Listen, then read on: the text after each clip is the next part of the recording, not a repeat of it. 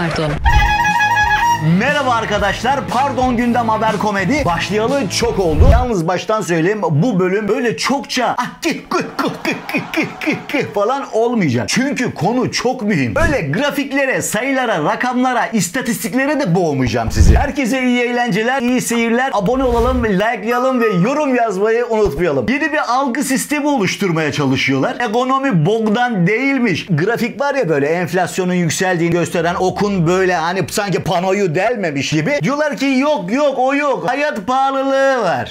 Ne farkı var? İşleri güçleri şov. Ya şov bizde. Şovu bize bırakın ya. Ya siz asli işinizi yapın. Ne şov movla uğraşıyorsunuz ya? Her biri birer şovmen oldu çıktı arkadaş ya. İşleri güçleri mış gibi yapmak. Ama yapmamak. İşleri güçleri algı oluşturmak. Ha bire algı oluşturmamız lazım. Algı oluşturma bağımlısı haline geldiler ya. Buradan bilime sesleniyorum. Ey bilim! Ya bunun bir çaresi yok mu? Hani böyle mamaten falan filan var ya, oraya gidilse de orada bir tedavi görülseler ya. Ya sen işini yapsana, işine odaklansana, sürekli olarak algıya odaklanıyorsun ya. Bu şekilde halkı oyalıyorlar tabii ki. Hepimiz oyalanıyoruz. Zamanımız geçiyor, ömrümüz bitti, ömrümüz. Biliyorsunuz bir arada sürekli olarak uzaya çıkacağız, aya gideceğiz, ayda mangal yapacağız falan gibi muhabbetler vardı. Çıktık, evet çıktık da o çıkan şey enflasyonun böyle oku. Enflasyonun oku çıktı ya. Hala o iktidarı, hükümeti savunan insanlar var ya. Ya bir uyanın arkadaş ya. Yolları, köprüleri dahi iktidarın kendi cebinden yaptığını düşünen insanlar var bu ülkede arkadaş. Bizim vergilerimizle yapıyorlar. Alo. Bizim vergilerimizle, bizim. Ayrıca milli irade diye duruyorlar ya. Sanki hani milli iradeyi dinleyen yöneticiler varmış gibi. Sen istediğin kadar milli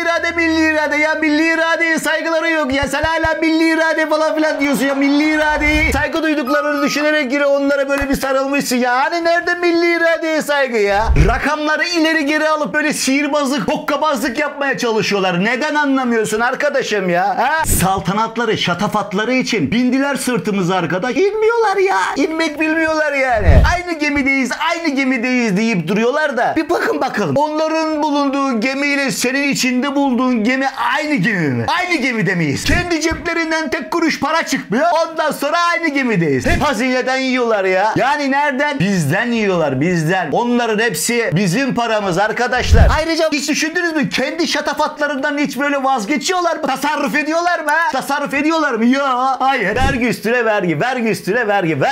vergi. Ne oluyor? Sen böyle habire küçülüyorsun. Küçülüyoruz. Hep birlikte küçülüyoruz yani. Ya bu devlette öylesine israflar var ki, öylesine masraflar var ki. Anam.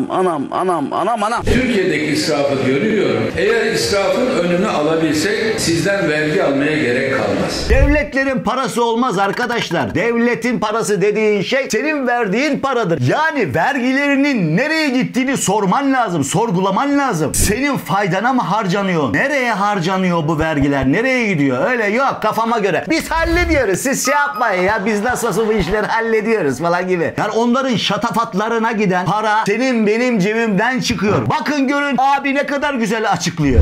Olduğu yerde duran, kendi geleceğini başkalarının davranışına bırakan kişiler, kurumlar, devletler geleceğini kaybederler. Şimdi ben sizden 10'ar lira para istiyorum. Hepinizden. Bana 10 tane soru soracaksın. Bu 10 lirayla ne yapacaksın? Kumar mı oynayacaksın? Zamparalık mı yapacaksın? İş mi kuracaksın diye. Çünkü niye? 10 lira veriyorsunuz. Ama bedava bir kağıt parçasıyla gidip bir oy kullanıyorsunuz. O da cezayerim korkusuyla. Hiç tanımadığınız insanlara ülkenin yeraltı ve yerüstü servetini kullanma yetkisi veriyorsunuz. Ülke toprağına ve hepinizin canına mal olacak savaş kararı alma yetkisi veriyorsunuz.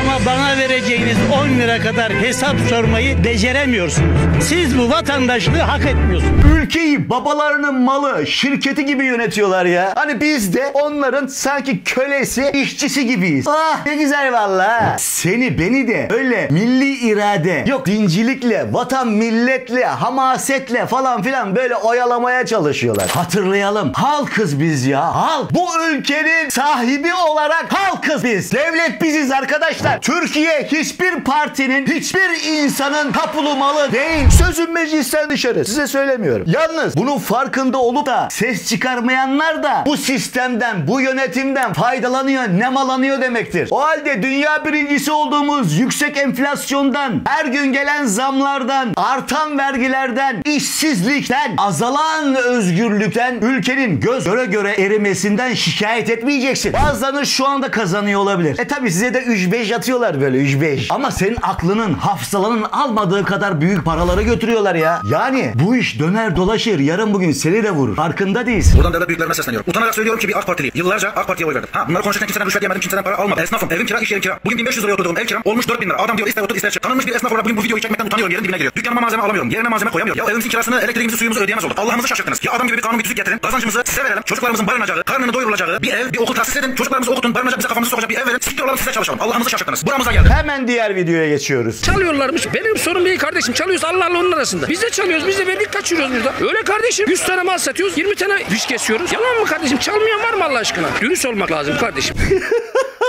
Abinin kurduğu mantık überallez yalnız. Böyle itiraf görülmedi ya. İşte imam yerlenirse cemaat altına yapara güzel bir örnek. Bir de dürüst olmak lazım diyor ya. Ya bu nasıl bir mantık? Bu nasıl bir düşünce şekli? Günümüz iktidarı tedavi etmek, refah sağlamak yerine insanları daha çok şizofren, paranoid, hasta ediyor. Düşünsel, ruhsal, hastalıklı insanlar yarattılar ya.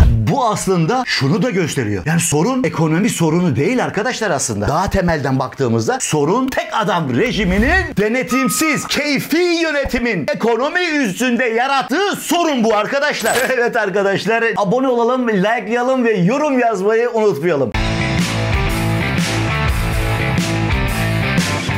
Pardon.